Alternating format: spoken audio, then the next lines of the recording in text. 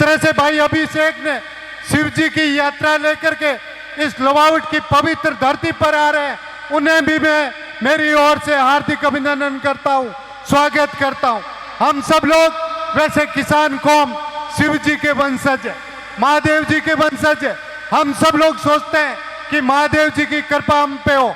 हम किसान कौम है, खेती पैदा करके पूरे भारतवर्ष के लोगों को, दूसरे को यदि अनाज देने का कोई काम करते हैं तो हम करते हैं। हमारे पैदावार से दूसरे भोजन करके इस भारतवर्ष को आगे चलाने का काम करते हैं।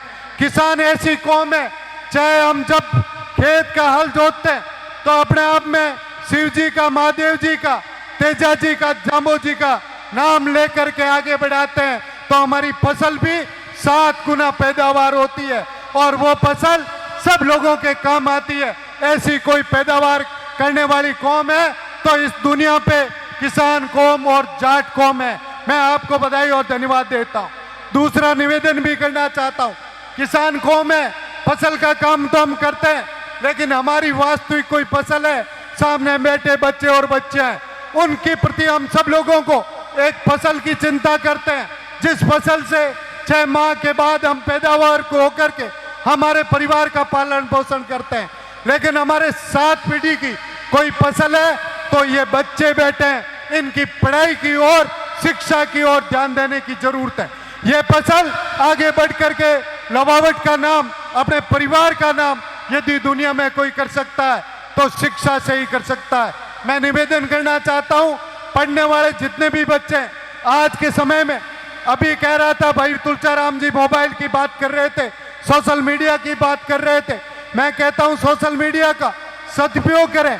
पढ़ने वाले बच्चे के पास शाम को 8 बजे के बाद सुबह 8 बजे के बीच तक मोबाइल उपयोग में नहीं होना चाहिए, इंटरनेट बंद होना चाहिए, क्योंकि वो अकेलापन कर लेता है मोबाइल में। मैंने एक पिछले दिनों में, मेरा एक मित्र था डेलू भवनलाल जी, जो भी IAS के पद पर है, उनके भाई राजू जी अपने वो थे जोधपुर ओसिया में पहले थानेदार लगे थे। वो कह रहे थे कि हमारे परिवार में किसी को हम पर्व पर या छुट्टियों पर अपने आप बच्चों को ननियाल बुलाते हैं तो वहाँ उनके कोई दोई थे और दोई थी, ननियाल आए, आकर के नानी जी के पास बैठ गए। नानी जी पूछ रही थी कैसी तेरी माँ की हालत, कैसे परिवार की हालत। 2 मिनट में तो वो मोबाइल से एक ने मुंह इधर कर लिया, दूसरे ने इधर कर लिया। नानी जी ने सोचा इनकी तो कोई देवी देवता का प्रकोप हो गया, लेकिन उनके प्रकोप था उस मोबाइल का प्रकोप था। मैं निवेदन करना चाहता हूँ, मोबाइल जरूरत है, लेकिन सकारात्मक दृष्टि से देखें।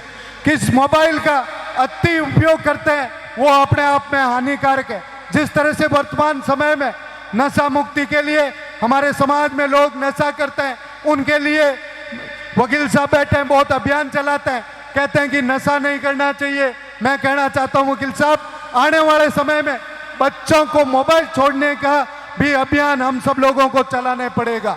आज यदि एक छोटा बच्चा है घर में, माँ उस बच्चे का पालन पोषण करती है, माँ के पास बच्चा होता है, माँ सोचती है बच्चे को किस तरह से देखभाल, यदि टाइम नहीं है तो मोबाइल दे देती है। मोबाइल नहीं देना चाहिए छोटे बच्चे को। मोबाइल दे करके वो मैंने देखा भी है, एक छोटा बच्चा 2 साल 2.5 साल का बच्चा था, वो खाना नहीं खा रहा था, मोबाइल दे दिया, 1 रोटी छोटी नहीं चपाती खाता था।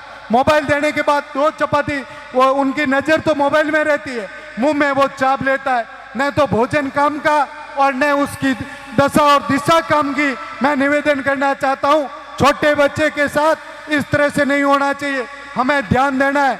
आप किसान कौम है, हम खेती की ध्यान देते हैं, लेकिन आपसे निवेदन करना चाहता हूँ, आपका बच्चा चाहे लोवावट में पढ़ता है, चाहे जोधपुर में पढ़ता है, जयपुर में पढ़ता है, एक समय उस बच्चे से रोज को दिन में एक समय बच्चे से बात कीजिएगा, पूछिएगा बेटा आपने क्या पढ़ाई की, उसका जवाब सुनिएगा, तो अपने आप बच्चा सोचेगा कल पापा क्या सुनेंगे, क्या जवाब देंगे। हम खाली अपने आप में खेत और कल्याण का ध्यान देते हैं, सबसे ज्यादा बच्चे के ध्यान दें। मैं निवेदन करना चाहता हूं प्रधान साहब, कल हमारे जोधपुर में विष्णु समाज का समरातल फाउंडेशन का बहुत बड़ा फंक्शन था, उसमें तादाद में सैकड़ों की तादाद में आरएस और आईएएस आए थे। मैं निवेदन करना चाहता हूं, इस पवित्र लवाउट की धरती पर इस किसान कौम की इस जाट छात्रावास में बैठे हुए बच्चे आईएएस और आरएस बन करके आए, जब जा करके गर्व होता है। हम सोचते हैं राज में, यदि राज का वास्तविक कोई है तो हमारा यदि कोई बेटा और भाई कोई राज के अधिकारी पर कार्यरत है, वो अपने आप में हम सब लोगों का समाज का भला कर सकता है। सबसे निवेदन यही करना चाहता हूँ, शिक्षा की ओर ध्यान दें। मैं ये कहना चाहता हूँ, आप सबको बधाई देता हूँ, इस पर ध्यान देंगे। पुनः भजन संध्या में आपके बीच में बाधक नहीं बन करके यही निवेदन करना चाहता हूँ, तुलचाराम जी, भगवान पे आपकी कृपा बनी रहे। धर्म के प्रति हम सब लोगों को हमेशा सही रास्ता दिखा लेते रहें। प्रधान साहब, एक निवेदन करना चाहता हूँ आपसे भी। आप वर्तमान में पंचायत समिति में उप प्रधान है। जब मैं प्रधान था, मेरे पास मगराज जी ये सब लोग आए थे, मैंने यहाँ इस छात्रावास में एक हॉल बना करके दिया था। निवेदन करना चाहता हूँ, आपका भी कार्यकाल है, एक हॉल इस पवित्र जगह में हम सब लोगों के लिए काम आए, हमारे बच्चों के लिए काम आए। आप पंचायत समिति से चाहे किसी से यहाँ कराने का काम करेंगे। शिक्षा ही इस पंचायत समिति या क्षेत्र में जब तक हम सब लोग किसी किसान कौम के मजबूत नहीं होंगे तो दूसरों से मुकाबला नहीं कर सकते हैं। आज यदि राजतंत्र है तो उस तंत्र में हमारी भागीदारी होनी चाहिए। कोई कहीं से आता है, उसे नक्शे में देखता है लवाउट जाटावास किधर है, नक्शे में देखता है रूपणा जेताना किधर है, वो आकर के चला जाता है, कोई बीच में आने वाला नहीं। हमारा नेतृत्व यहाँ का स्थानीय हो, ये हम सब लोगों को तय करने की जरूरत है।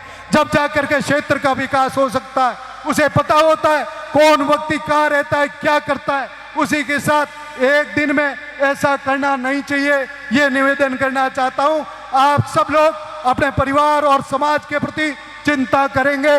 सब लोगों को मैं मेरी ओर से बहुत साधु और धन्यवाद देता हूँ। आप इस भक्ति संध्या में पधारे। पुनः आप सबके चरणों में वंदन करते हुए